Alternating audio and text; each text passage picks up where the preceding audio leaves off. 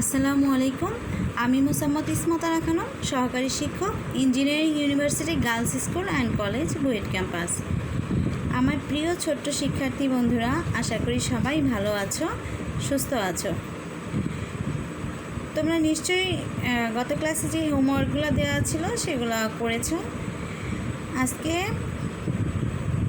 ক্লাসে তোমাদের কেজি শ্রেণীর গণিত বিষয়ে আজকে আর একটা টপিক পড়ানো হবে। দেখো টপিকগুলো কি টপিক। আজকে পড়ানো হবে তোমাদের যোগ করো, অনেক ছোট ছোট যোগ। এই যেহেতু তোমরা এই প্রথম যোগ শিখছো, তাই তোমাদের এক অঙ্কের হাতে না রেখে যোগগুলো প্রথমে করতে হবে, শিখতে হবে। ঠিক আছে, তাহলে আমরা কি শিখবো আজকে? যোগ করো, যোগ অঙ্ক করো, যোগ। তাহলে আগে চিহ্নটা দেখি। এটা হলো যোগ চিহ্ন। এটা কি চিহ্ন? যোগ চিহ্ন। বুঝতে পেরেছ? এটাকে কি চিহ্ন বলে? যোগ চিহ্ন। ভালো করে খেয়াল করো। তাহলে 1 নম্বর অঙ্ক দেখি। চলো, 1 নম্বর অঙ্ক দিয়ে আছে যোগ অঙ্কে ওপরে দেওয়া আছে একটা সংখ্যা, তার নিচে দেওয়া আছে আর একটা সংখ্যা। তাহলে প্রথম সংখ্যাটা কি? 4। দ্বিতীয় সংখ্যাটা কি? 2। তার মানে 4-এর সাথে এই 2 কী করতে হবে? যোগ করতে হবে। এই যে যোগ চিহ্ন দেওয়া আছে, এটাকে কী চিহ্ন বলে? যোগ চিহ্ন। তাহলে এই দুটো সংখ্যা কী করতে হবে? যোগ করতে হবে। তাহলে চলো আমরা যোগ করি, যোগ করা শিখি। দেখো এই ডান দিকে দেখো, এখানে দেওয়া আছে 4। তাহলে আমরা কি করব? 4টা দাগ টানবো। কয়টা দাগ টানবো? 4টা। 1টা 2টা 3টা 4টা। তাহলে দেখো 4টা দাগ টেনে রেখেছি। হ্যাঁ, তারপরে কি যোগ অঙ্ক করতে হবে, তাই যোগ চিহ্ন দিয়েছি। তারপরে এখানে কত আছে? 2। তাহলে আমি এখানে কয়টা দাগ টানবো? 2টা দাগ টানবো। 1টা 2টা। এখন এই দাগ টানা টেনে তোমরা যদি যোগ করো তাহলে ভুল হওয়ার সম্ভাবনা নাই। খুব সহজেই তোমরা যোগ অঙ্ক বুঝতে পারবে। তাহলে আমরা এখন এগুলো গুনবো, সব কাউন্ট করব। তাহলে দেখি, প্রথমে 1 2 3 4, তারপরে 5 6। তাহলে কত হলো সবগুলো যোগ করে? 6। তাহলে এই যোগ অঙ্কের উত্তর কী হবে? 6। এতগুলো যদি দাগ টানতে না চাও, যদি মনে করো বেশি হয়ে যাচ্ছে দাগ টানা, তাহলে তোমরা এইভাবেও করতে পারো। তাহলে প্রথম সংখ্যা কী দেওয়া আছে? 4। আমি 4 লিখলাম, যোগ অঙ্ক যোগ চিহ্ন দিলাম। তারপরে কত দেওয়া আছে? 2। তাহলে 2টা দাগ টানলাম। তাহলে এখানে 2 দেওয়া আছে দেখে তোমাকে 2টা দাগ টানতে হবে। বেশি সংখ্যা দেওয়া, যত সংখ্যা দেওয়া থাকবে ততগুলো দাগ টানতে হবে, কম বেশি টানা যাবে না। ঠিক আছে? তাহলে 4-এর পর থেকে আমরা গুনবো। 4-এর পরে কি? 5, তারপরে 6। তাহলে কত হলো? 6। 4-এর এখানে 4 যে সংখ্যা দিয়ে থাকবে তারপর থেকে গুনতে হবে, অন্য সংখ্যার পর থেকে গোনা যাবে না। বুঝতে পেরেছ? তাহলে ভুল হয়ে যাবে। তাহলে এখানে কত পেলাম আমরা যোগ করে? 4, পরে 5 6। তাহলে এখানে কি? 6 লিখে পেলাম। তাহলে এখানে যোগ করে যেটা হবে, যে সংখ্যাটা পাওয়া যাবে, এটা আমরা এখানে লিখে ফেলবো নিচে। হ্যাঁ না, এই দাগের নিচে লিখতে হবে। কোথায় লিখতে হবে? দাগের নিচে লিখতে হবে। তাহলে এই 2টা 4 আর 2 যোগ করে কত পাচ্ছি আমরা? 6। তাহলে উত্তর আসতেছে কত? 6। ঠিক আছে? তারপরে অঙ্ক চলো দেখি। 2 নাম্বার কি আছে? 3-এর সাথে 3 যোগ।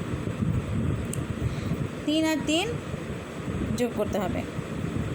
তাহলে দেখো এখানে আমি 3টা দাগ দিব। কত আছে? 3 আছে বলেই আমরা 3টা দাগ দিচ্ছি। যে সংখ্যাটা থাকবে সে কটা দাগ দিতে হবে। তাহলে 1টা 2টা 3টা দাগ কেটেছি। তারপরে যোগ অঙ্ক আছে, যোগ চিহ্ন দিয়েছি। কয়টা দাগ দিব? আবার 3 আছে, 3টা দাগ। 1 2 3। এখন দাগ কাটা হয়ে গেলে আমরা গণনা করব। তাহলে গুনে ফেলি। 1 2 3 4 5 6। কত হয়েছে? গুনে টোটাল কত হয়েছে? মোট 6 হয়েছে। তারপরে দেখো এভাবে করেছি। 3 যোগ 3 আছে, 3টা দাগ দিয়েছি। তারপর 3-এর পর থেকে গুনবো। কতর পর থেকে গুনবো? 3-এর পর থেকে। 3-এর পর 4, 5, 6। তাহলে সব যোগ করে কত পেয়েছি? 6। তারপর যেভাবেই করি না কেন উত্তর কী হবে? একই হবে, তাই না?